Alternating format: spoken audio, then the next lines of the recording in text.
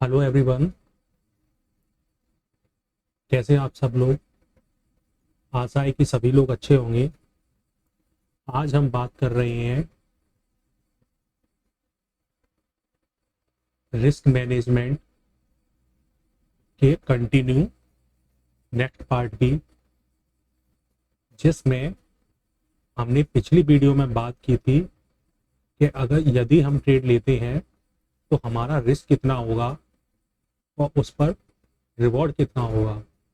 तो जैसे हमने तय किया था उसमें कि यदि हमारा 1 का रिस्क होता है तो हमारा लगभग 2 का रिवॉर्ड होता है। यदि 1 का रिस्क है तो 2 का हमारा रिवॉर्ड होता है। और इस तरीके से हम ट्रेड करते हैं। तो अब बात आती है 1 का रिस्क अमाउंट में कन्वर्ट करना होता है कि कितने रुपए अमाउंट का रिस्क होगा। ठीक है, तो अब बात आती है कि यदि एक ट्रेड में अमाउंट ऑफ रिस्क हमारा तय हो गया तो एक दिन का हमारा रिस्क क्या होगा। एक दिन का हमारा रिस्क क्या होगा। तो जैसे हमने एग्जाम्पल के तौर पर 100 क्वांटिटी पर हमने बात की थी कि 100 क्वांटिटी पर यदि हमारा रिस्क 25 रुपए का था, जिस पर 2500 रुपए रिस्क आ रहा था, 126 रुपए ट्रेड चार्ज के आ रहे थे, तो लगभग 2626 रुपए का रिस्क हो रहा था। ठीक है, तो यदि हमें ट्रेड में लॉस होगा तो 2626 का होगा, और यदि हमें प्रॉफिट होता तो लगभग 25 के दोगुने 50, यानी कि 2500 इंटू 1:2, तो लगभग 5000 का हमें प्रॉफिट होता, जिसमें से 126 रुपए का ट्रेड चार्ज देने के बाद बाकी के हमें 4874 रुपए के करीब हमें प्रॉफिट नेट मिल जाता। ठीक है, तो अब बात आती है कि ये माइंड पर साइकोलॉजी को हमेशा रखना होगा कि हमारा हर ट्रेड प्रॉफिटेबल नहीं हो सकता। क्यों? क्योंकि मार्केट कभी आपके डायरेक्शन में भी चलेगा, कभी साइडवे भी होगा, कभी स्टॉप लॉस भी हिट करेगा। तो स्टॉप लॉस भी हिट होते हैं।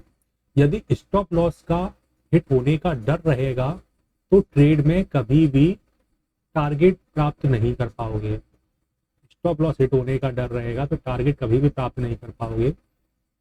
इसीलिए स्टॉप लॉस होगा, ये माइंड पे पहले से तय करके चल लो। स्टॉप लॉस हो सकता है।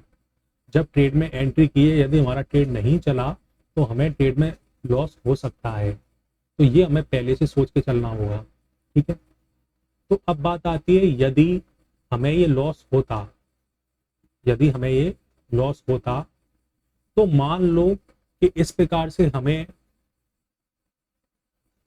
लॉस हो 2626 रुपए का 100 क्वांटिटी पर लॉस होता है, तो माना कि हमारे 5 दिन भी लॉस हो गया।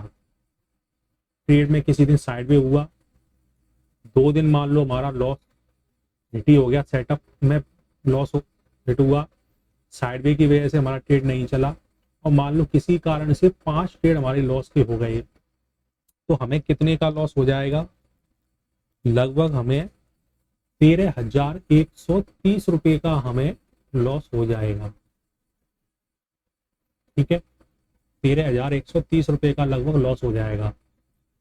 तो अब बात आती है कि 13,130 का लॉस हो गया 5 दिन में ही, 5 दिन में ही, तो हमारा एक दिन का लॉस कितना होना चाहिए। एक दिन का लॉस कितना होना चाहिए, हमारी क्षमता क्या है। तो एक दिन का लॉस हम कितना लेंगे, ये हमारे अब इससे कनेक्ट होगा हमारा मनी मैनेजमेंट।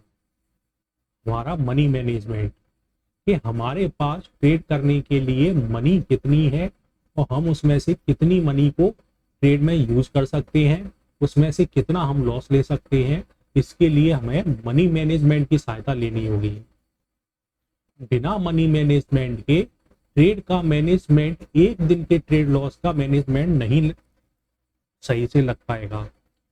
ठीक है, मनी मैनेजमेंट के हिसाब से ही आपको ये तय करना होगा कि हमें क्वांटिटी कितनी ट्रेड करनी चाहिए। मैंने तो 100 क्वांटिटी का एग्जांपल दिया, ये एग्जांपल था, लेकिन यदि 100 क्वांटिटी का उस मैनेजमेंट पे, मनी मैनेजमेंट पर ट्रेड करने के लिए पैसा नहीं है, तो फिर 100 क्वांटिटी से ट्रेड नहीं कर पाओगे,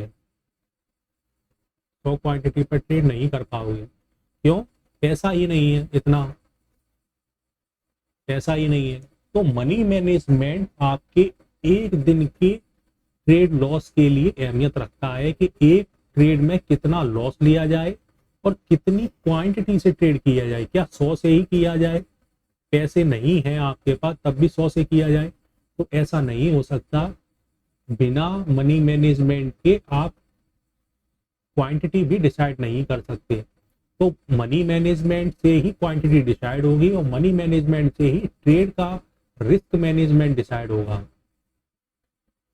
ठीक है, इस तरीके से होगा।